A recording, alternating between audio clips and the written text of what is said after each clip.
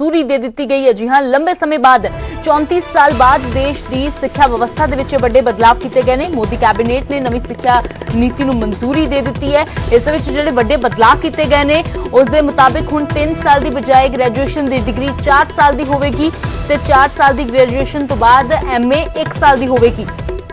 यानी कि ग्रैजुएशन अते मास्टर्स की डिग्री मिला के कुल 5 साल की ही होवेगी, पर MA तो बाद MPhil करन दी जरूरत नहीं है। MPhil के कोर्स नूं पूरी तरह खत्म कर दिता गया है। MA तो बाद सीधी PhD दे विच तुसीं जा सकते हो। मैडिकल लॉ नूं छड्ड के उच्च सिक्ख्या दे लई सिंगल बॉडी सारे उच्च संस्थानां दे लई कॉमन एंट्रेंस एग्जाम होवेगा। 5वीं अते 8वीं तक मात भाषा या स्थानक बोली दे विच पढ़ाई लाजमी है। 6वीं तो बाद ही वोकेशनल एजुकेशन की शुरुआत हो जाएगी। हालांकि +2 का ढांचा बदल दिता गया है। हुण 5+3+3+4 का सिक्ख्या ढांचा अपनाया जाएगा। नवीं नीति च ऑनलाइन सिक्ख्या ते स्किल डेवलपमेंट ते जोर दिता गया है कि बच्चों के उपर ध्यान दिता जाएगा कि सिर्फ वो किताबां दे वल ही ध्यान न देन, बल्कि स्किल्स उन्हां दी वधन। जदों भी स्कूल तो बाहर निकलन तां कोई ना कोई स्किल वो अपने विच लैके जाण नाल 100 यूनिवर्सिटीज़ पूरी तरह ऑनलाइन सिक्ख्या शुरू करनगियां ते भारत दीयां बेहतरीन यूनिवर्सिटीज़ विदेशों के भी अपने कैंपस बनाउणगियां। नाल ही HRD मंत्रालय का नाम बदल के सिक्ख्या मंत्रालय रख दिता गया है। तो ये वड्डे बदलाव किए गए हैं। 34 साल बाद इस सिक्ख्या नीति दे विच बदलाव होए ने। नैशनल एजुकेशन पॉलिसी नूं मंजूरी दे दी गई है ते नाल ही मनुखी स्रोत विकास मंत्रालय का नाम बदल के सिक्ख्या मंत्रालय रख दिता गया है। नाम बदलने के पिछे का कारण मंत्रालय के काम की स्पष्ट परिभाषा देना दस्या जा रहा है, क्योंकि ह्यूमन सोर्स डेवलपमेंट जो इस मंत्रालय का नाम सी तो उस तो एजुकेशन के बारे स्पष्टीकरण नहीं सी हो रहा, जिसलिए इसका नाम हुण सिक्ख्या मंत्रालय कर दिता गया। डिस्ट्रिक्ट एजुकेशन की नई व्यवस्था लाई जा रही है, जिसका सबसे बड़ा अंग है मल्टीपल एंट्री एंड एग्जिट। आज की व्यवस्था में यदि 4 साल इंजीनियरिंग पढ़ने के बाद या 6 सेमेस्टर पढ़ने के बाद किसी कारणवश मैं आगे नहीं पढ़ सकता हूं, तो मेरे पास कोई उपाय नहीं है, मैं आउट ऑफ द सिस्टम हो जाता हूं। Multiple entry and exit system में ये रहेगा कि 1 साल के बाद सर्टिफिकेट, 2 साल के बाद डिप्लोमा, 3 या 4 साल के बाद डिग्री, यानी और multiple entry through academic bank of credit, जो नीचे बुलेट है कि मेरे जो क्रेडिट फर्स्ट ईयर के हैं, सेकेंड ईयर के हैं, जैसे बैंक के सेविंग अकाउंट होते हैं वैसे ही एकेडमिक क्रेडिट में डिजी लॉकर के माध्यम से हमारे वहाँ पर क्रेडिट रहेंगे। जो लोग 4 साल का डिग्री प्रोग्राम करेंगे, जो आगे रिसर्च में जाना चाहते हैं उनके लिए अलग व्यवस्था 4 साल डिग्री प्रोग्राम। जो नौकरी में जाना चाहते हैं, जैसे हम लोग यहाँ पर हैं, तो हम लोग 3 साल के डिग्री प्रोग्राम यथावत पूर्व की भांति रहेंगे, लेकिन 4 year degree program with 1 year MA and direct no MPhil they can go to PhD। नई व्यवस्था में मेजर और माइनर्स के माध्यम से ये व्यवस्था रहेगी कि व्यक्ति मल्टी डिसिप्लिनरी वेल राउंडेड अपने इंटरेस्ट के हिसाब से इंजीनियरिंग और म्यूजिक अगर सीखना चाहता है, अगर वहाँ संस्थानों को मल्टी डिसिप्लिनरी बनाया जाएगा, यूनिवर्सिटीज़ को मल्टी डिसिप्लिनरी बनाया जाएगा, वहाँ वो शिक्षा ले सकता है। फ्रेंड्स, जैसे आपको मालूम है ताए वड्डे बदलाव किए गए ने। 34 साल बाद नैशनल एजुकेशन पॉलिसी नूं मंजूरी दे दी गई है। वड्डे बदलाव किए गए ने। अध्यापक किस तरह देखते हैं? साडे नाल रीजनल सेंटर बठिंडा तो प्रोफैसर कमलजीत सिंह जुड़े ने। तो कमलजीत सिंह जी, स्वागत है सब तो पहला न्यूज़ 18 ते। तो 34 साल बाद इंतजार भी सी लंबे समय तो, क्योंकि समय समय ते बदलाव भी होना जरूरी हुंदा है। तो जिहड़े वड्डे बदलाव किए गए ने, सब तो पहला किस तरह देखते हो? पॉलिसी दे विचों ध्यान तुसीं दिता होवेगा, पढ़िया होवेगा जो नवीं पॉलिसी आई है। ਇਹ ਤਾਂ ਫੈਕਚੁਅਲੀ ਤਾਂ ਇਹ ਗੱਲ ਠੀਕ ਹੈ ਕਿ 34 ਸਾਲ ਬਾਅਦ ਨਵੀਂ ਐਜੂਕੇਸ਼ਨ ਪਾਲਿਸੀ ਆਈ ਹੈ। 1986 ਦੀ ਪਾਲਿਸੀ ਤੋਂ ਬਾਅਦ 34 ਸਾਲ ਬਾਅਦ ਇੱਕ ਵਾਰ ਫਿਰ ਨੈਸ਼ਨਲ ਐਜੂਕੇਸ਼ਨ ਪਾਲਿਸੀ ਇੰਪਲੀਮੈਂਟ ਕੀਤਾ ਜਾਣ ਲੱਗਿਆ। ਲੇਕਿਨ ਇਹ ਕਹਿਣਾ ਮੁਨਾਸਬ ਨਹੀਂ ਕਿ ਇਸ ਸਮੇਂ ਦੌਰਾਨ ਕੋਈ ਵੀ ਪਾਲਿਸੀ ਚੇਂਜ ਨਹੀਂ ਹੋਈ। ਸਗੋਂ ਇਹਨਾਂ 34 ਸਾਲਾਂ ਦੌਰਾਨ ਵੱਡੀਆਂ ਪਾਲਿਸੀ ਚੇਂਜਸ ਸਾਡੇ ਸਾਹਮਣੇ ਆਈਆਂ, ਜਿਸ ਤਰ੍ਹਾਂ ਰਾਈਟ ਟੂ ਐਜੂਕੇਸ਼ਨ ਆਇਆ, ਸਰਵ ਸਿੱਖਿਆ ਅਭਿਆਨ ਸ਼ੁਰੂ ਕੀਤਾ ਗਿਆ ਔਰ ਇੰਪਲੀਮੈਂਟ ਕੀਤਾ ਗਿਆ। ਇਸੇ ਤਰ੍ਹਾਂ ਜੋ ਇਹ ਸਾਰਾ ਦੌਰ ਸੀ 1990 ਤੋਂ ਬਾਅਦ ਗਲੋਬਲਾਈਜੇਸ਼ਨ ਦਾ ਦੌਰ ਸੀ। ਇਸ ਗਲੋਬਲਾਈਜੇਸ਼ਨ ਦੇ ਦੌਰ ਦੇ ਦੌਰਾਨ ਵੀ ਵੱਡੀਆਂ ਪਾਲਿਸੀ ਚੇਂਜਸ ਸਾਡੀ ਐਜੂਕੇਸ਼ਨ 'ਚ ਵਾਪਰੀਆਂ। ਇਹ ਠੀਕ ਹੈ ਕਿ ਸਾਡੇ ਨੈਸ਼ਨਲ ਲੈਵਲ 'ਤੇ ਕੋਈ ਪਾਲਿਸੀ ਡਾਕੂਮੈਂਟ ਅਸੀਂ ਇਸ ਤਰ੍ਹਾਂ ਇੱਕ ਨੈਸ਼ਨਲ ਪਾਲਿਸੀ ਵਜੋਂ ਨਹੀਂ ਅਡਾਪਟ ਕੀਤਾ, ਲੇਕਿਨ ਬਹੁਤ ਸਾਰੇ ਪਾਲਿਸੀ ਡਾਕੂਮੈਂਟਸ ਸਮੇਂ-ਸਮੇਂ ਜੋ ਗਵਰਨਮੈਂਟ ਦੇ ਆਉਂਦੇ ਰਹੇ ਆ, ਉਹਨਾਂ ਨਾਲ ਸਾਡੀ ਐਜੂਕੇਸ਼ਨ 'ਚ, ਸਕੂਲ ਐਜੂਕੇਸ਼ਨ 'ਚ ਵੀ, ਹਾਇਰ ਐਜੂਕੇਸ਼ਨ 'ਚ ਵੀ ਵੱਡੀਆਂ ਤਬਦੀਲੀਆਂ ਵਾਪਰੀਆਂ ਹਨ। ਪਿਛਲੇ ਸਮੇਂ ਦੌਰਾਨ ਜਦੋਂ ਅਸੀਂ ਦੇਖਦੇ ਹਾਂ ਕਿ ਰਾਈਟ ਟੂ ਐਜੂਕੇਸ਼ਨ ਆਇਆ, ਤਾਂ ਉਹ ਇੱਕ ਮੇਜਰ ਪਾਲਿਸੀ ਸ਼ਿਫਟ ਸੀ ਸਾਡੀ ਐਜੂਕੇਸ਼ਨ 'ਚ। ਇਸੇ ਤਰ੍ਹਾਂ general agreement on trade in services ਹੋਇਆ, ਜਿਹਦੇ ਰਾਹੀਂ ਹਾਇਰ ਐਜੂਕੇਸ਼ਨ ਨੂੰ ਔਰ ਸਕੂਲ ਐਜੂਕੇਸ਼ਨ ਨੂੰ ਇੱਕ ਕਮੋਡਿਟੀ ਵਜੋਂ ਅਸੀਂ ਵੇਖਣਾ ਸ਼ੁਰੂ ਕੀਤਾ। ਉਹ ਇੱਕ ਮੇਜਰ ਚੇਂਜ ਸੀ। ਇਸੇ ਤਰ੍ਹਾਂ ਪਿਛਲੇ ਸਮੇਂ 'ਚ ਜੋ ਪ੍ਰਾਈਵੇਟਾਈਜੇਸ਼ਨ ਆਫ ਹਾਇਰ ਐਜੂਕੇਸ਼ਨ ਹੋਇਆ ਜਾਂ ਕਮਰਸ਼ੀਅਲਾਈਜੇਸ਼ਨ ਆਫ ਹਾਇਰ ਐਜੂਕੇਸ਼ਨ ਹੋਇਆ, ਉਹ ਵੀ ਮੇਜਰ ਪਾਲਿਸੀ ਚੇਂਜਸ ਸੀ। ਤਾਂ ਇਹ ਕਹਿਣਾ ਮੁਨਾਸਿਬ ਨਹੀਂ ਹੈ ਕਿ ਇਸ ਸਮੇਂ ਦੌਰਾਨ ਕੋਈ ਵੱਡੀਆਂ ਚੇਂਜਸ ਨਹੀਂ ਵਾਪਰੀਆਂ, ਵੱਡੀਆਂ ਚੇਂਜਸ ਹੋਈਆਂ। ਹਾਇਰ ਐਜੂਕੇਸ਼ਨ ਵੀ, ਸਕੂਲ ਐਜੂਕੇਸ਼ਨ ਵੀ ਰੀਸਟਰਕਚਰ ਹੋਈ ਆ। ਇਹ ਜੋ ਨਵੀਂ ਪਾਲਿਸੀ ਆ, ਇਹ ਤਾਂ ਇੱਕ ਉਹਨਾਂ ਚੇਂਜਸ ਨੂੰ ਫਾਰਮਲਾਈਜ਼ ਵੀ ਕਰ ਰਹੀ ਆ, ਔਰ ਫਰਦਰ ਜੋ ਰੀਸਟਰਕਚਰਿੰਗ ਹੈ ਐਜੂਕੇਸ਼ਨ ਦੀ, ਸਕੂਲ ਐਜੂਕੇਸ਼ਨ ਦੀ ਵੀ, ਹਾਇਰ ਐਜੂਕੇਸ਼ਨ ਦੀ ਵੀ, ਉਸ ਦਾ ਰਾਹ ਖੋਲ੍ਹ ਰਹੀ ਆ। ਬਿਲਕੁਲ, ਪਰ ਤੁਸੀਂ ਜਿਵੇਂ ਕਿਹਾ ਕਿ ਨੈਸ਼ਨਲ ਲੈਵਲ ਤੇ ਕੋਈ ਪਾਲਿਸੀ ਨਹੀਂ ਸੀ ਬਣੀ। ਜਦੋਂ ਗੱਲ ਸੰਵਿਧਾਨ ਦੀ ਆਉਂਦੀ ਹੈ ਤਾਂ ਬੜੀ ਖੂਬਸੂਰਤੀ ਦੇ ਨਾਲ ਸੰਵਿਧਾਨ ਲਿਖਿਆ ਗਿਆ ਹੈ, ਤੇ ਉਸ ਹਿਸਾਬ ਦੇ ਨਾਲ ਅਸੀਂ ਜਦੋਂ ਦੇਖਦੇ ਹਾਂ ਕਿ 1992 ਦੇ ਵਿੱਚ ਬੇਸ਼ੱਕ ਸੋਧ ਵੀ ਕੀਤੀ ਗਈ ਹੈ, 86 ਦੀ ਇਹ ਪਾਲਿਸੀ ਹੈ, ਪਰ ਕੁੱਲ ਮਿਲਾ ਕੇ ਜਦੋਂ ਗੱਲ ਹੁੰਦੀ ਹੈ ਕਿ 34 ਸਾਲ ਬਾਅਦ ਇੱਕ ਸਟਰਕਚਰ ਜ਼ਰੂਰ ਜਿਹੜੀ ਬਦਲਣ ਦੀ ਗੱਲ ਕੀਤੀ ਗਈ ਹੈ, ਬਹੁਤ ਸਾਰੀਆਂ ਚੀਜ਼ਾਂ ਇਸ ਦੇ ਵਿੱਚ ਨੇ। ਤਾਂ ਪ੍ਰੋਫੈਸਰ ਕਮਲਜੀਤ, ਸਭ ਤੋਂ ਪਹਿਲਾਂ ਜੇਕਰ ਅਸੀਂ ਸ਼ੁਰੂਆਤ ਦੀ ਗੱਲ ਕਰਦੇ ਹਾਂ ਤਾਂ ਹੁਣ ਸਾਫ਼ ਕਰ ਦਿੱਤਾ ਗਿਆ, ਕਿਉਂਕਿ ਭਾਸ਼ਾ ਨੂੰ ਲੈ ਕੇ ਬੜਾ ਪਿਛਲੇ ਦਿਨਾਂ ਦੇ ਵਿੱਚ ਅਸੀਂ ਦੇਖਿਆ ਵਿਵਾਦ ਵੀ ਹੁੰਦੇ ਰਹੇ ਨੇ, ਮਾਂ ਬੋਲੀ ਨੂੰ ਲੈ ਕੇ ਖਾਸ ਕਰ, ਤੇ ਸਾਫ਼ ਕਰ ਦਿੱਤਾ ਕਿ ਹੁਣ 5ਵੀਂ ਤੱਕ, ਹੋ ਸਕੇ 8ਵੀਂ ਜਾਂ ਉਸ ਤੋਂ ਬਾਅਦ ਵੀ ਮਾਤ ਭਾਸ਼ਾ ਦੇ ਵਿੱਚ ਜ਼ਰੂਰੀ ਹੈ ਸਥਾਨਕ ਬੋਲੀ ਦੇ ਵਿੱਚ ਤੁਹਾਡੀ ਪੜ੍ਹਾਈ ਕਰਨੀ, ਤੇ ਨਾਲ ਹੀ 6ਵੀਂ ਤੋਂ ਬਾਅਦ ਹੀ ਹੁਣ ਵੋਕੇਸ਼ਨਲ ਸਟਾਰਟ ਹੋ ਜਾਵੇਗਾ। ਜੀ ਬਿਲਕੁਲ, ਜਿੱਥੇ ਤੱਕ ਭਾਸ਼ਾ ਦਾ ਸਵਾਲ ਹੈ, ਇਹ ਬਿਲਕੁਲ ਠੀਕ ਹੈ ਕਿ 5ਵੀਂ ਤੱਕ ਕਿਹਾ ਗਿਆ ਕਿ 5ਵੀਂ ਤੱਕ ਮਾਤ ਭਾਸ਼ਾ 'ਚ ਸਾਰੀ ਐਜੂਕੇਸ਼ਨ ਜੀ ਹੋਏਗੀ, ਲੇਕਿਨ ਇਹ ਕੋਈ ਬਾਈਂਡਿੰਗ ਨਹੀਂ ਹੈ। ਉਹਦੇ ਨਾਲ ਇਹ ਵੀ ਰਾਈਟਰ ਹੈ ਕਿ ਇਫ ਪੋਸੀਬਲ, ਇਫ ਫੀਜ਼ੀਬਲ ਔਰ ਪੋਸੀਬਲ, ਤਾਂ ਇਹ ਕਹਿਣਾ ਇਹ ਇਸ ਤਰ੍ਹਾਂ ਨਹੀਂ ਹੋਏਗਾ ਕਿ ਸਾਰੇ ਹੀ ਜੋ ਸਕੂਲਸ ਆ ਜਾਂ ਪ੍ਰਾਈਵੇਟ ਤੇ ਪਬਲਿਕ, ਉਹ ਸਾਰੇ ਹੀ ਸਿਰਫ ਮਾਤ ਭਾਸ਼ਾ 'ਚ ਹੀ ਐਜੂਕੇਸ਼ਨ ਦੇਣਗੇ। ਹਾਂ, ਉਹਦੇ 'ਚ ਪ੍ਰੋਵੀਜ਼ਨ ਹੋਏਗੀ ਮਾਤ ਭਾਸ਼ਾ ਰਾਹੀਂ ਐਜੂਕੇਸ਼ਨ ਦੀ। ਜੋ ਇਸ ਤੋਂ ਪਹਿਲਾਂ ਜੋ ਲੈਂਗੁਏਜ ਪਾਲਿਸੀ ਸੀ, 3 ਲੈਂਗੁਏਜ ਫਾਰਮੂਲਾ, ਉਹਦੇ 'ਚ ਵੀ ਇਸ ਗੱਲ 'ਤੇ ਹੀ ਫੋਕਸ ਕੀਤਾ ਗਿਆ ਸੀ, ਇਸ ਗੱਲ 'ਤੇ ਹੀ ਜ਼ੋਰ ਦਿੱਤਾ ਗਿਆ ਸੀ ਕਿ ਮਾਤ ਭਾਸ਼ਾ ਸਿੱਖਿਆ ਦਾ ਮਾਧਿਅਮ ਰਹੇਗੀ। ਉਸ ਦੇ ਨਾਲ ਦੂਸਰੀਆਂ ਭਾਸ਼ਾਵਾਂ, ਚਾਹੇ ਉਹ ਅੰਗਰੇਜ਼ੀ ਹੋਵੇ, ਚਾਹੇ ਹਿੰਦੀ ਹੋਵੇ, ਜਾਂ ਹੋਰ ਜੋ ਸਾਡੀਆਂ ਨੈਸ਼ਨਲ ਲੈਂਗੁਏਜਸ ਆ, ਉਹ ਇੰਟਰੋਡਿਊਸ ਕੀਤੀਆਂ ਜਾ ਸਕਦੀਆਂ। ਲੇਕਿਨ ਉਸ ਦਾ ਇਹ ਮਤਲਬ ਨਹੀਂ ਹੈ ਕਿ ਬਿਲਕੁਲ ਉਸੇ ਤਰ੍ਹਾਂ ਹੂਬਹੂ ਉਵੇਂ ਹੀ ਇੰਪਲੀਮੈਂਟੇਸ਼ਨ ਹੋਏਗੀ। ਜੋ ਅੱਜ ਦੀ ਜੋ ਨਵੀਂ ਪਾਲਿਸੀ ਹੈ, ਜੋ ਪ੍ਰਾਈਵੇਟ ਸਕੂਲਸ ਆ ਉਹ ਇੰਗਲਿਸ਼ ਮੀਡੀਅਮ ਰਾਹੀਂ ਐਜੂਕੇਸ਼ਨ ਦੇ ਰਹੇ ਆ, ਮੇਰਾ ਨਹੀਂ ਖਿਆਲ ਕਿ ਉਹਦੇ ਵਿੱਚ ਕੋਈ ਚੇਂਜ ਆਏਗੀ ਕਿ ਉਹ ਇੰਗਲਿਸ਼ ਮੀਡੀਅਮ ਐਜੂਕੇਸ਼ਨ ਨਹੀਂ ਦੇ ਪਾਉਣਗੇ। ਦੂਸਰਾ, ਜੋ ਸਾਡੇ ਮੋਸਟਲੀ ਜੋ ਸਟੇਟਸ ਆ ਇੰਡੀਆ ਦੀਆਂ, ਉਹ ਪਹਿਲੀ ਜਮਾਤ ਤੋਂ ਹੀ ਇੰਗਲਿਸ਼ ਪੜ੍ਹਾਉਣ ਦਾ ਜੋ ਉਹਨਾਂ ਨੇ ਸ਼ੁਰੂ ਕੀਤਾ ਹੈ, ਜਾਂ ਫਸਟ ਕਲਾਸ ਤੋਂ ਹੀ ਇੰਗਲਿਸ਼ ਲੈਂਗੁਏਜ ਇੱਕ ਕੰਪਲਸਰੀ ਲੈਂਗੁਏਜ ਵਜੋਂ ਜਾਂ ਸਬਜੈਕਟ ਵਜੋਂ ਇੰਟਰੋਡਿਊਸ ਕੀਤੀ ਗਈ ਹੈ। ਇਹ ਇਸੇ ਤਰ੍ਹਾਂ ਹੀ ਜਾਰੀ ਰਹਿਣ ਦੇ ਜ਼ਿਆਦਾ ਇਮਕਾਨ ਹੈ। ਹਾਂ, ਇਹ ਠੀਕ ਹੈ ਕਿ ਨਹੀਂ, ਪਰ ਕਮਲਜੀਤ ਜੀ ਬਿਲਕੁਲ ਭਾਸ਼ਾ ਤਾਂ ਚਲੋ ਹਰ ਕੋਈ ਸਿੱਖਣੀ ਚਾਹੀਦੀ ਹੈ, ਪਰ ਇਹ ਜਿਵੇਂ ਤੁਸੀਂ ਕਿਹਾ ਕਿ ਕਈ ਸਕੂਲ ਸ਼ੁਰੂਆਤ ਦੇ ਵਿੱਚ ਹੀ ਕਰ ਦਿੰਦੇ ਨੇ ਕਿ ਇੰਗਲਿਸ਼ ਨੂੰ ਹੀ ਜ਼ਿਆਦਾ ਵਧਾਵਾ, ਤਾਂ ਬੜੇ ਪੰਜਾਬ ਦੇ ਵਿੱਚ ਖਾਸ ਤੌਰ ਤੇ ਦੇਖਿਆ ਵੀ ਗਿਆ ਸੀ ਕਿ ਇੰਗਲਿਸ਼ ਦੇ ਚੱਕਰ ਦੇ ਵਿੱਚ ਕਈ ਥਾਵਾਂ ਤੇ ਪੰਜਾਬੀ ਨੂੰ ਪਿੱਛੇ ਵੀ ਪਾਇਆ ਗਿਆ। ਤਾਂ ਇਹ ਜ਼ਰੂਰ ਹੈ ਕਿ ਇੰਗਲਿਸ਼ ਦੇ ਵਿੱਚ ਹੀ ਚਲੋ ਜਿਹੜੇ CBSE ਸਕੂਲ ਨੇ ਉਹਨਾਂ ਦੇ ਵਿੱਚ ਪੜ੍ਹਾਈ ਹੋਵੇਗੀ, ਪਰ ਪੰਜਾਬੀ ਵੀ ਉੱਥੇ ਪੜ੍ਹਾਈ ਜਾਣੀ ਹੁਣ ਇਹ ਜ਼ਰੂਰ ਹੋਵੇਗਾ ਕਿ ਲਾਜ਼ਮੀ ਹੋਵੇਗੀ। ਸਾਡੇ ਨਾਲ ਪੁਸ਼ਪਿੰਦਰ ਵਾਲੀਆ ਨੇ, ਗਰਲਸ ਕਾਲਜ ਅੰਮ੍ਰਿਤਸਰ ਤੋਂ ਪ੍ਰਿੰਸੀਪਲ ਨੇ, ਉਹ ਵੀ ਜੁੜ ਗਏ ਨੇ। ਪੁਸ਼ਪਿੰਦਰ ਵਾਲੀਆ ਜੀ, ਤੁਹਾਡਾ ਵੀ ਸਵਾਗਤ ਹੈ। ਤਾਂ ਨਵੀਂ ਪਾਲਿਸੀ ਜਿਹੜੀ ਇਹ 34 ਸਾਲ ਬਾਅਦ ਵੱਡੇ ਬਦਲਾਵ ਹੋਏ ਨੇ ਉਸ ਤੇ ਚਰਚਾ ਕਰ ਰਹੇ ਹਾਂ, ਤਾਂ ਕੀ ਲੱਗਦਾ ਨੇ ਕਿ ਬਦਲਾਵ ਹੋ ਜਾਣਾ, ਇੱਕ ਪੇਪਰ ਤੇ ਡਾਕੂਮੈਂਟ ਹੋਣਾ ਵੀ ਇੱਕ ਵੱਖਰੀ ਗੱਲ ਹੁੰਦੀ ਹੈ, ਸਭ ਤੋਂ ਵੱਡੀ ਚੀਜ਼ ਹੁੰਦੀ ਹੈ ਕਿ ਇੰਪਲੀਮੈਂਟ ਕਦੋਂ ਹੋਵੇਗੀ। ਹੁਣ ਨਜ਼ਰਾਂ ਸਭ ਦੀਆਂ ਇਹੀ ਨੇ ਕਿ ਕੀ ਹੁਣ ਜਿਹੜਾ ਨਵਾਂ ਸੈਸ਼ਨ ਆਣਾ ਹੈ, ਇਸ ਸੈਸ਼ਨ ਦੇ ਵਿੱਚ ਇਹ ਇੰਪਲੀਮੈਂਟ ਹੁੰਦੀਆਂ ਨੇ ਚੀਜ਼ਾਂ ਬਿਲਕੁਲ ਐਜ਼ ਇਟ ਇਜ਼ ਹੂ ਬਹੂ।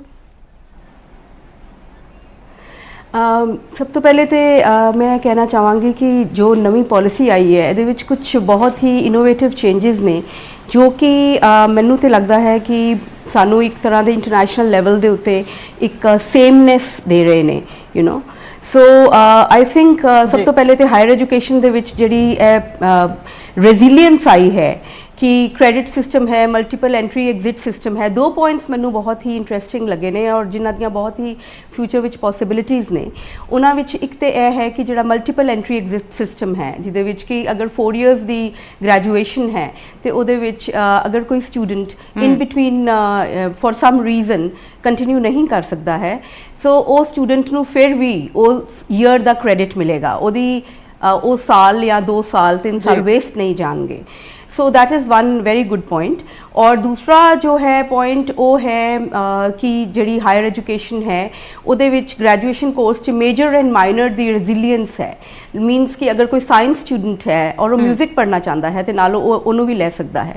सो आई थिंक ਇਹ ਇੱਕ बड़ा ही होलिस्टिक परस्पैक्टिव है ਜਿਹਦੇ ਚ ਅਸੀਂ स्टूडेंट्स ਨੂੰ ਇਹ चॉइस ਦੇ ਰਹੇ ਹਾਂ that they do not need to be relegated to one particular subject stream।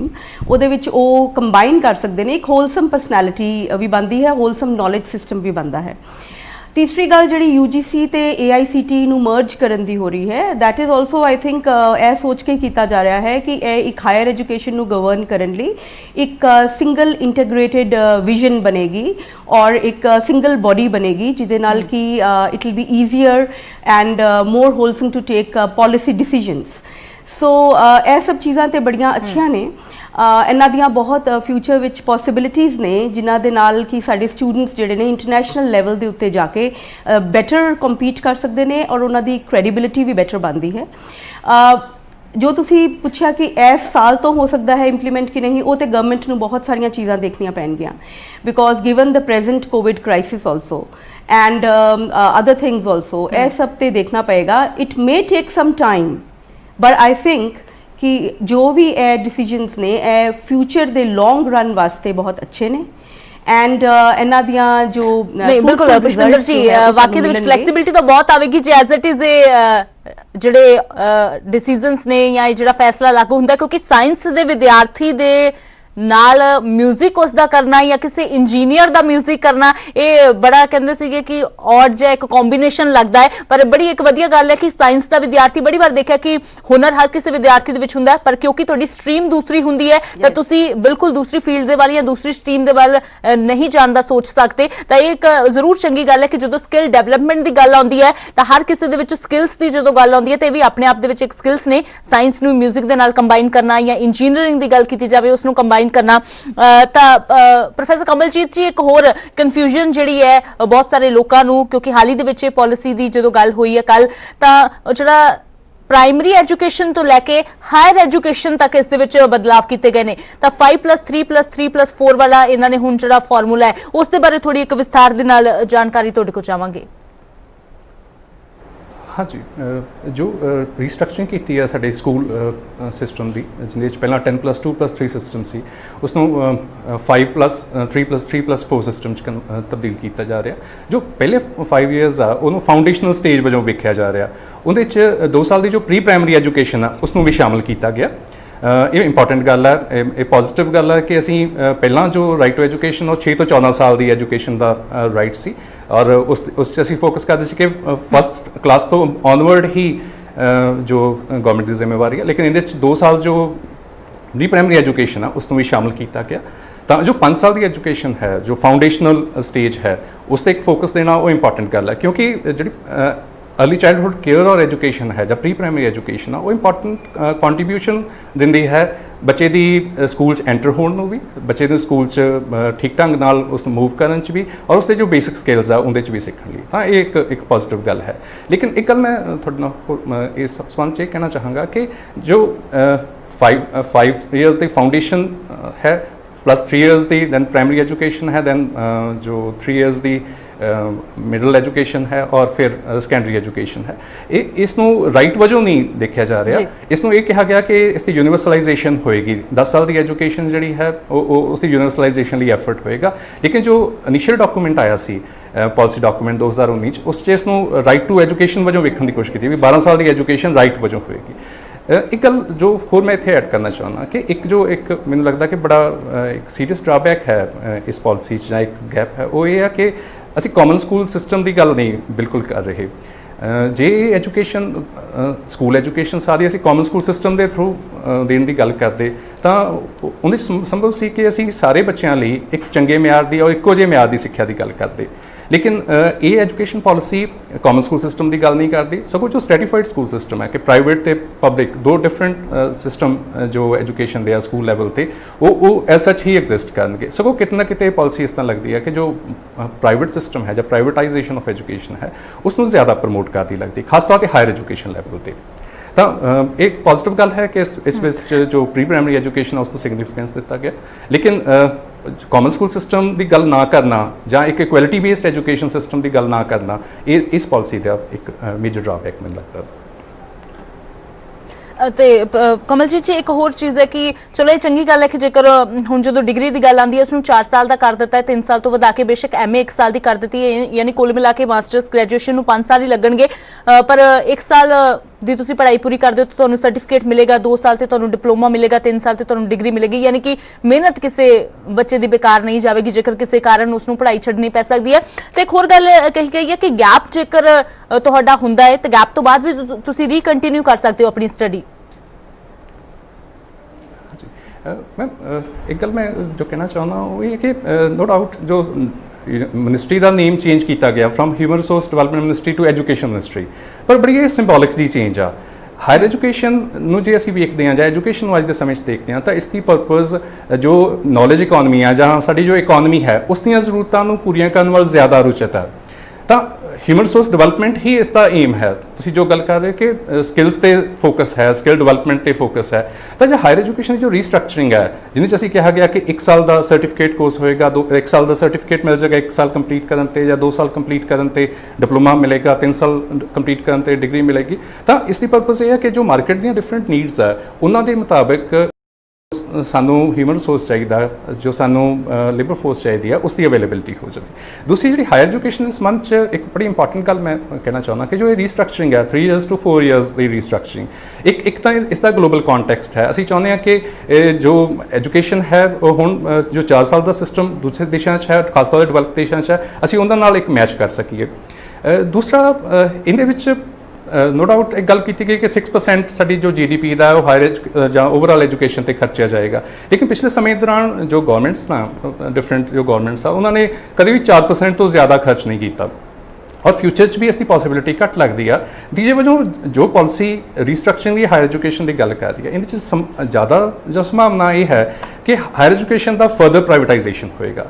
ਜੇ ਇਸ ਪਾਲਿਸੀ ਡਾਕੂਮੈਂਟ ਨੂੰ ਅਸੀਂ ਦੇਖਦੇ ਹਾਂ ਤਾਂ ਉਸ ਵਿੱਚ ਜੋ ਵੱਡੇ ਕਾਲਜਸ ਆ ਔਰ ਵੱਡੀਆਂ ਯੂਨੀਵਰਸਿਟੀ ਜਿਨ੍ਹਾਂ ਦੀ ਸਟਰੈਂਥ ਬਹੁਤ ਜ਼ਿਆਦਾ ਹੋਏ, ਜਿਨ੍ਹਾਂ 'ਚ 10,000 ਸਟੂਡੈਂਟਸ ਹੋਣ, ਤਾਂ ਕਾਲਜਸ ਜਿਨ੍ਹਾਂ 'ਚ 5,000 ਸਟੂਡੈਂਟਸ ਹੋਣ, ਅਜਿਹੇ ਸਕੂਲਸ ਨੂੰ ਅਜਿਹੇ ਕਾਲਜਸ ਨੂੰ ਔਰ ਅਜਿਹੇ ਯੂਨੀਵਰਸਿਟੀਜ਼ ਨੂੰ ਦੀ ਗੱਲ ਕੀਤੀ ਜਾ ਰਹੀ ਹੈ ਡਿਵੈਲਪ ਕਰਨਾ। ਅਜਿਹੇ ਯੂਨੀਵਰਸਿਟੀਜ਼ ਡਿਵੈਲਪ ਕਰਨਾ, ਅਜਿਹੇ ਕਾਲਜ ਡਿਵੈਲਪ ਕਰਨਾ ਗੌਰਮੈਂਟ ਨਹੀਂ ਹੁਣ ਇੰਟਰਸਟਿਡ ਹੋਏਗੀ, ਪ੍ਰਾਈਵੇਟ ਸੈਕਟਰ ਹੀ ਇਹਨਾਂ ਖੇਤਰਾਂ ਵਿੱਚ ਆਏਗਾ ਔਰ ਹਾਇਰ ਐਜੂਕੇਸ਼ਨ ਦਾ ਫਰਦਰ ਪ੍ਰਾਈਵੇਟਾਈਜੇਸ਼ਨ ਹੋਏਗਾ, ਫਰਦਰ ਕਮਰਸ਼ਲਾਈਜੇਸ਼ਨ ਜਿਹੜਾ ਹੋਏਗਾ, ਜਿਹੜਾ ਕਿ ਜੋ ਇਹ ਟਾਰਗੇਟ ਰੱਖਿਆ ਗਿਆ ਕਿ 50% ਐਨਰੋਲਮੈਂਟ ਅਸੀਂ ਹਾਇਰ ਐਜੂਕੇਸ਼ਨ 'ਚ ਹਾਸਲ ਕਰਾਂਗੇ, ਤਾਂ ਉਹ 50% ਐਨਰੋਲਮੈਂਟ ਇੱਕ ਮੁਸ਼ਕਿਲ ਟਾਰਗੇਟ ਵੀ ਹੋਏਗਾ। ਲੇਕਿਨ ਜਦੋਂ ਅਸੀਂ ਕਹਿੰਦੇ ਕਿ ਉਹਨੂੰ ਅਸੀਂ ਰੀਸਟਰਕਚਰ ਕਰਕੇ 1 ਸਾਲ ਦਾ ਸਰਟੀਫਿਕੇਟ ਕੋਰਸ, 2 ਸਾਲ ਦਾ ਡਿਪਲੋਮਾ ਕੋਰਸ, ਤਾਂ ਉਹਦੇ ਰਾਹੀਂ ਅਸੀਂ ਕਿਤੇ ਨਾ ਕਿਤੇ ਇਸ ਹਾਇਰ ਐਜੂਕੇਸ਼ਨ ਦੀ ਐਨਰੋਲਮੈਂਟ ਨੂੰ ਅਚੀਵ ਕਰਨ ਦਾ ਇੱਕ ਐਫਰਟ ਕਰ ਰਹੇ ਹੋਵਾਂਗੇ। ਬਿਲਕੁਲ, ਇਹ ਤਾਂ ਗੱਲ ਜ਼ਰੂਰ ਹੈ ਕਿ ਜਿੰਨੀ ਤੁਸੀਂ ਆਪਣੀ ਪੜ੍ਹਾਈ ਕੀਤੀ ਹੋਵੇਗੀ ਯੋਗਤਾ ਦੇ ਅਨੁਸਾਰ ਹੀ ਹਰ ਕੰਮ ਹੁੰਦਾ ਹੈ, ਕਿਉਂਕਿ ਜੇਕਰ ਹਾਇਰ ਐਜੂਕੇਸ਼ਨ ਦੀ ਗੱਲ ਆਉਂਦੀ ਹੈ, ਜੇਕਰ ਤੁਸੀਂ ਅੱਗੇ ਜਾਣਾ ਹੈ ਤੇ ਉਹ 4 ਸਾਲ ਦੀ ਡਿਗਰੀ, ਪਰ ਉਹ 3 ਸਾਲ ਤੇ 2 ਸਾਲ ਦੇ ਡਿਪਲੋਮੇ ਸਣੇ 1 ਸਾਲ ਦੇ ਸਰਟੀਫਿਕੇਟ ਦੀ ਕੀ ਮਹੱਤਤਾ ਹੈ, ਉਹ ਬਿਲਕੁਲ ਤੁਸੀਂ ਕਿਹਾ ਕਿ ਹਰ ਚੀਜ਼ ਦੇ ਡਰਾਬੈਕ ਵੀ ਜ਼ਰੂਰ ਹੁੰਦੇ ਨੇ। ਤਾਂ ਪੁਸ਼ਪਿੰਦਰ ਜੀ, ਮੈਂ ਇੱਕ ਹੋਰ ਗੱਲ ਤੁਹਾਡੇ ਕੋਲੋਂ ਜਾਣਨਾ ਚਾਹੁੰਦੀ ਹਾਂ ਕਿ ਜਿਵੇਂ ਹੁਣ ਐਮਫਿਲ ਨੂੰ ਖਤਮ ਕਰ ਦਿੱਤਾ ਗਿਆ ਹੈ ਤਾਂ ਮਾਸਟਰਸ 1 ਸਾਲ ਦੀ ਕਰ ਦਿੱਤੀ ਗਈ ਹੈ, ਯਾਨੀ ਕਿ ਐਮਏ ਤੋਂ ਬਾਅਦ ਤੁਸੀਂ ਸਿੱਧਾ PhD ਦੇ ਵਿੱਚ ਜਾ ਸਕਦੇ ਹੋ। ਤਾਂ ਇਹ ਹੁੰਦਾ ਸੀ ਪਹਿਲਾਂ ਕਿ ਤੁਸੀਂ ਜੇਕਰ ਐਮਫਿਲ ਕੀਤੀ ਹੋਈ ਹੈ ਤਾਂ ਤੁਹਾਡੇ PhD ਦੇ ਵਿੱਚ, ਜੇਕਰ ਮੈਂ ਗਲਤ ਨਹੀਂ ਹਾਂ, ਤਾਂ ਕੋਰਸ ਵਰਕ ਦਾ ਕੰਮ ਜਿਹੜਾ ਹੈ ਉਹ ਘਟ ਜਾਂਦਾ ਸੀ। ਤਾਂ ਹੁਣ ਕੀ ਐਮਫਿਲ ਖਤਮ ਕਰ ਦਿੱਤੀ ਗਈ ਹੈ, ਐਮਏ ਤੋਂ ਬਾਅਦ ਤੁਸੀਂ ਸਿੱਧਾ PhD ਦੇ ਵਿੱਚ ਜਾਓਗੇ, ਤੇ ਇਸ ਦੇ ਨਾਲ ਕਿੰਨਾ ਕੁਝ ਫਰਕ ਇਸ ਤੇ ਪਵੇਗਾ? आई थिंक जो इन्होंने पॉलिसी बनाई है ਉਹਦੇ ਵਿੱਚ स्टूडेंट्स ਨੂੰ ਉਹਨਾਂ ਦੇ ਟਾਈਮ ਦੀ ਮੈਕਸਿਮਮ ਯੂਟਿਲਾਈਜੇਸ਼ਨ ਹੈ। ਸੋ ਇੱਕ ਐਮਫਿਲ ਇੱਕ ਤਰ੍ਹਾਂ ਦਾ ਬ੍ਰਿਜ ਡਿਗਰੀ ਮੰਨੀ ਜਾਂਦੀ ਸੀਗੀ, you know, I mean you could do MPhil ਔਰ ਉਹਦੇ ਬਾਅਦ ਤੁਸੀਂ PhD ਕਰਦੇ ਹੋ, ਡੈਫੀਨੇਟਲੀ ਤੁਹਾਨੂੰ ਉਹਦਾ ਫਾਇਦਾ ਵੀ ਹੁੰਦਾ ਸੀ। ਸੋ ਲੇਕਿਨ ਇਹ ਜ਼ਰੂਰ ਹੈ ਕਿ ਅਗਰ ਤੁਸੀਂ ਪਹਿਲੇ ਐਮਫਿਲ ਕਰਦੇ ਹੋ ਫਿਰ PhD ਕਰਦੇ ਹੋ, ਤੁਹਾਨੂੰ ਬਹੁਤ ਸਾਲ ਲੱਗ ਜਾਂਦੇ ਸੀ। ਸੋ ਹੁਣ ਅਗਰ ਇਹ ਪਾਲਿਸੀ ਬਣੀ ਹੈ PhD ਦੀ, ਮੈਨੂੰ ਤੇ ਇੱਕ ਅੱਛੀ ਮੂਵ ਲੱਗੀ ਹੈ, ਕਿਉਂਕਿ ਸਟੂਡੈਂਟਸ ਨੂੰ ਡਿਸੀਜਨ ਮੇਕਿੰਗ ਜਿਹੜੀ ਹੈ ਉਹ ਕੁਇਕਲੀ ਕਰਨਗੇ ਕਿ ਅਗਰ ਉਹਨਾਂ ਨੇ MA ਤੋਂ ਬਾਅਦ ਫਰਦਰ ਰਿਸਰਚ ਕਰਨੀ ਹੈ ਤੇ they can move straight on to PhD, ਔਰ ਡਾਕਟਰੇਟ ਦੀ ਡੈਫੀਨੇਟਲੀ ਵੈਲਿਊ ਬਹੁਤ ਹੁੰਦੀ ਹੈ। ਜਿਹੜੀ ਗੱਲ ਤੁਸੀਂ ਕਹੀ ਕਿ ਵੀ ਉਹਨਾਂ ਨੂੰ ਕੋਰਸ ਵਰਕ ਜਾਂ ਰਿਸਰਚ ਵਰਕ ਦਾ ਜੋ ਇੱਕ ਮੌਕਾ ਪਹਿਲੇ ਐਮਫਿਲ 'ਚ ਮਿਲਦਾ ਸੀ, I am sure the PhD programme now will be devised in such a way that ਇਹਦੇ ਵਿੱਚ ਇਹ ਚੀਜ਼ਾਂ ਇਨਕੋਰਪੋਰੇਟ ਹੋਣਗੀਆਂ। ਆਲਰੇਡੀ PhD ਪ੍ਰੋਗਰਾਮਸ ਨੂੰ ਕਰਨ ਲਈ ਤੁਹਾਨੂੰ ਕੋਰਸ ਵਰਕ ਕਰਨਾ ਪੈਂਦਾ ਹੈ। So you know if there is no MPhil ਤੇ PhD ਦਾ ਆਲਰੇਡੀ ਜੋ ਕੋਰਸ ਵਰਕ ਹੈ ਉਹਨੂੰ ਹੋਰ ਇਨਰਿਚ ਕਰ ਸਕਦੇ ਨੇ ਜਾਂ ਉਹਨੂੰ ਹੋਰ ਤਰੀਕੇ ਨਾਲ ਉਹਨੂੰ ਹੋਰ ਇਨੋਵੇਟਿਵ ਬਣਾ ਕੇ ਰਿਸਰਚ ਮੈਥਡੋਲੋਜੀ ਵਗੈਰਾ ਤੋਂ ਜ਼ਿਆਦਾ ਫੋਕਸ ਕਰਕੇ ਇਹ ਕੰਮ ਹੋ ਸਕਦਾ ਹੈ। There is no problem in it. In fact PhD ਦਾ ਜੋ ਹੈ ਮੂਵ ਹੈ ਮੈਨੂੰ ਤੇ ਇਹਦੇ 'ਚ ਬੈਨੀਫਿਟ ਹੀ ਲੱਗ ਰਿਹਾ ਹੈ ਸਟੂਡੈਂਟਸ ਦਾ ਵੀ ਔਰ overall higher education system the, because by moving straight on to PhD ਅਸੀਂ ਡਾਕਟਰੇਟਸ ਜ਼ਿਆਦਾ ਸਾਡੇ ਕੋਲ ਸਟੂਡੈਂਟਸ ਆਣਗੇ। So I think that's a good move. तो बिल्कुल वैसे PhD ਦਾ ਸਮਾਂ ਤਾਂ ਚਲੋ ਨਹੀਂ ਘਟਾਇਆ ਜਾ ਸਕਦਾ ਸੀ ਕਿਉਂਕਿ ਰਿਸਰਚ ਕਰਨਾ ਉਸ ਤੋਂ ਬਾਅਦ ਸਰਵੇ ਕਰਨਾ ਉਸ ਦਾ 4 ਤੋਂ 5 ਸਾਲ ਵੀ ਕਈ ਵਾਰ ਲੱਗਦਾ ਦੀ, ਤਾਂ ਉਸ ਨੂੰ ਤਾਂ ਚਲੋ ਨਹੀਂ ਘਟਾਇਆ ਜਾ ਸਕਦਾ ਤੇ MPhil ਨੂੰ ਖਤਮ ਕਰਕੇ ਜ਼ਰੂਰ ਕੋਸ਼ਿਸ਼ ਇੱਕ ਕੀਤੀ ਹੋਏਗੀ ਕਿ ਤਾਂ ਜੋ ਵਿਦਿਆਰਥੀਆਂ ਦਾ ਸਮਾਂ ਜਿਹੜਾ ਥੋੜਾ ਬਚ ਸਕੇ। ਤਾਂ ਕਮਲਜੀਤ ਜੀ ਬੇਸ਼ੱਕ ਵੱਡੀਆਂ ਗੱਲਾਂ ਜਿਹੜੀਆਂ ਨੇ ਬਹੁਤ ਸਾਰੀਆਂ ਕਹੀਆਂ ਗਈਆਂ ਨੇ ਕਿ ਜਦੋਂ ਹਰ ਵਿਦਿਆਰਥੀ ਸਕੂਲ ਤੋਂ ਬਾਹਰ ਨਿਕਲੇ ਤਾਂ ਹਰ ਰੋਜ਼ ਇਸ ਤਰ੍ਹਾਂ ਨਿਕਲੇ ਕਿ ਉਹ ਸਕਿੱਲਸ ਉਸ ਦੇ ਵਿੱਚ ਰੋਜ਼ ਨਵੀਆਂ ਆਈਆਂ ਹੋਣ, ਤਾਂ ਕੀ ਲੱਗਦਾ ਹੈ ਕਿ ਇਕੱਲੇ ਫੈਸਲੇ ਕਾਗਜ਼ ਤੇ ਉਤਾਰ ਲੈਣਾ ਬਹੁਤ ਹੁੰਦਾ ਹੈ ਜਾਂ ਫਿਰ ਚੈਲੰਜਸ ਹੁਣ ਜਦੋਂ ਜ਼ਮੀਨੀ ਪੱਧਰ ਤੇ ਲਾਗੂ ਹੋਣਗੇ ਤੇ ਇਸ ਨੂੰ ਲੈ ਕੇ ਕਿਸ ਤਰ੍ਹਾਂ ਦੇ ਚੈਲੰਜਸ ਆਉਣ ਵਾਲੇ ਨੇ? ਕਿਉਂਕਿ ਅਕਸਰ ਅਸੀਂ ਸਟਾਫ ਦੀ ਕਮੀ ਦੀਆਂ ਜਾਂ ਹੋਰ ਜਿਹੜੀਆਂ ਸੁਵਿਧਾਵਾਂ ਦੀ ਕਮੀ ਦੀਆਂ ਗੱਲਾਂ ਸੁਣਦੇ ਹੀ ਰਹਿੰਦੇ ਆ। जी बिल्कुल, जो पब्लिक सैक्टर है एजुकेशन का, चाहे वो यूनिवर्सिटीज़ ने गवर्नमेंट दियाँ चाहे वो कॉलेजेस ने, पिछले समय दौरान लगातार डिटीरियोरेट होए आ। उन्होंने इंफ्रास्ट्रक्चर फैसिलिटीज़ डिटीरियोरेट हुई, उन्होंने फैकल्टी जी पोजीशनस आ बड़े वड्डे पद्धर ते जड़ियाँ वो वेकेंट आ। ਜਦੋਂ तक ਇਹ ਪਬਲਿਕ ਇੰਸਟੀਟਿਊਸ਼ਨਸ ਸਟਰੈਂਥਨ ਨਹੀਂ ਹੁੰਦੇ, ਜਦੋਂ ਤੱਕ ਇਹਨਾਂ ਵਿੱਚ ਕੁਆਲਿਟੀ ਇਨਫਰਾਸਟਰਕਚਰ ਨਹੀਂ ਹੁੰਦਾ, ਜਦੋਂ ਤੱਕ ਇਹਨਾਂ ਦੀ ਫੈਕਲਟੀ ਪੋਜੀਸ਼ਨਸ ਜਿਹੜੀਆਂ ਰੈਗੂਲਰ ਤੌਰ 'ਤੇ ਫਿਲ ਨਹੀਂ ਹੁੰਦੀਆਂ, ਇਹਨਾਂ ਇੰਸਟੀਟਿਊਸ਼ਨ ਤੋਂ ਇਹ ਆਸ ਰੱਖਣੀ ਕਿ ਇਹ ਜੋ ਸਮੇਂ ਦੀਆਂ ਜ਼ਰੂਰਤਾਂ ਹਨ, ਸਮੇਂ ਦੀਆਂ ਲੋੜਾਂ ਹਨ, ਉਹਨਾਂ ਦੀ ਪੂਰਤੀ 'ਚ ਕੰਟਰੀਬਿਊਟ ਕਰਨਗੇ। ਮੈਨੂੰ ਲੱਗਦਾ ਕਿ ਇੱਥੇ ਇੱਕ ਪ੍ਰੋਬਲਮ ਹੈ। ਜੋ ਪ੍ਰਾਈਵੇਟ ਸੈਕਟਰ ਪਿਛਲੇ ਸਮੇਂ ਦੌਰਾਨ ਅਸੀਂ ਦੇਖਿਆ ਜਾਂ ਉਸ ਦੀ ਜੋ ਕਾਰਗੁਜ਼ਾਰੀ ਵੇਖੀ, ਬਹੁਤ ਥੋੜੇ ਇੰਸਟੀਟਿਊਸ਼ਨਸ ਆ ਜਿਨ੍ਹਾਂ ਨੇ ਕੁਆਲਿਟੀ ਐਜੂਕੇਸ਼ਨ ਜਿਹੜੀ ਆ ਉਹ ਪ੍ਰੋਵਾਈਡ ਕੀਤੀ ਆ ਜਾਂ ਪ੍ਰੋਵਾਈਡ ਕਰ ਰਹੇ ਆ। ਜ਼ਿਆਦਾਤਰ ਇੰਸਟੀਟਿਊਸ਼ਨ ਜਿਹੜੇ ਆ ਉਹ ਕਮਰਸ਼ੀਅਲ ਜੋ ਮੋਟਿਵ ਨਾਲ ਹੀ ਆਪਰੇਟ ਕਰਦੇ ਰਹੇ। ਉਹਨਾਂ ਦੀ ਬੇਸਿਕ ਪਰਪਸ ਜਿਹੜੀ ਆ ਉਹ ਜ਼ਿਆਦਾ ਤੋਂ ਜ਼ਿਆਦਾ ਮੁਨਾਫਾ ਕਮਾਉਣਾ ਹੀ ਰਹੀ। ਨਾ ਉਹਨਾਂ ਨੇ ਅੱਛੀ ਇਨਫਰਾਸਟਰਕਚਰ ਪ੍ਰੋਵਾਈਡ ਕੀਤੀ, ਮਿਨੀਮਮ ਇਨਫਰਾਸਟਰਕਚਰ ਪ੍ਰੋਵਾਈਡ ਕੀਤੀ, ਨਾ ਹੀ ਉਹਨਾਂ ਨੇ ਅੱਛੀ ਫੈਕਲਟੀ ਪ੍ਰੋਵਾਈਡ ਕੀਤੀ, ਇੱਕ ਅੱਛਾ ਅਕੈਡਮਿਕ ਮਾਹੌਲ ਉਹਨਾਂ ਨੇ ਨਹੀਂ ਦਿੱਤਾ। ਤਾਂ ਇਹ ਨਵੀਂ ਪਾਲਿਸੀ 'ਚ ਜਦੋਂ ਅਸੀਂ ਇਹ ਯਤਨ ਕਰ ਰਹੇ ਹਾਂ ਕਿ ਹਾਂ ਇਹ ਜੋ ਰੀਸਟਰਕਚਰਿੰਗ ਹੋਏਗੀ ਹਾਇਰ ਐਜੂਕੇਸ਼ਨ ਦੀ, ਇਹ ਸਾਡੀ ਇਕੋਨਮੀ ਦੀਆਂ ਸਾਡੀਆਂ ਸੋਸਾਇਟੀ ਦੀਆਂ ਜ਼ਰੂਰਤਾਂ ਦੀ ਪੂਰਤੀ ਕਰੇ, ਤਾਂ ਉਹਦੇ 'ਚ ਇਹ ਜ਼ਰੂਰੀ ਰਹੇਗਾ ਕਿ ਅਸੀਂ ਜੋ ਪਬਲਿਕ ਹਾਇਰ ਐਜੂਕੇਸ਼ਨ ਸਿਸਟਮ ਆ ਉਹਨੂੰ ਸਟਰੈਂਥਨ ਕਰੀਏ, ਉਸ ਦੀਆਂ ਜੋ ਕਮੀਆਂ ਹਨ ਉਸ ਨੂੰ ਦੂਰ ਕਰੀਏ। ਦੂਸਰੇ ਪਾਸੇ ਜੋ ਪ੍ਰਾਈਵੇਟ ਸੈਕਟਰ ਹੈ ਉਸ ਨੂੰ ਬੜੀ ਰੈਗੂਲੇਟਡ ਡਿਵੈਲਪਮੈਂਟ ਉਸ ਦੀ ਇਨਸ਼ੋਰ ਕਰੀਏ ਕਿ ਉਸ ਵਿੱਚ ਸਿਰਫ ਕਮਰਸ਼ਲਾਈਜੇਸ਼ਨ ਨਾ ਹੋਵੇ, ਸੋ ਇੱਕ ਬਿਹਤਰ ਐਜੂਕੇਸ਼ਨ ਜਿਹੜੀ ਆ ਉਹ ਉਹਨਾਂ ਰਾਹੀਂ ਦਿੱਤੀ ਜਾ ਸਕੇ। ਫਿਰ ਸੰਭਵ ਹੈ ਕਿ ਜੋ ਅਸੀਂ ਟੀਚਰ ਰੱਖ ਕੇ ਚੱਲ ਰਹੇ ਹਾਂ, ਜੋ ਇਹ ਪਾਲਿਸੀ ਵਿਜ਼ੂਅਲਾਈਜ਼ ਕਰ ਰਹੀ ਹੈ ਐਜੂਕੇਸ਼ਨ ਦੇ ਰੋਲ ਨੂੰ, ਫਿਰ ਹੀ ਅਸੀਂ ਹਾਸਲ ਕਰ ਸਕਣ ਦੇ ਯੋਗ ਹੋਵਾਂਗੇ।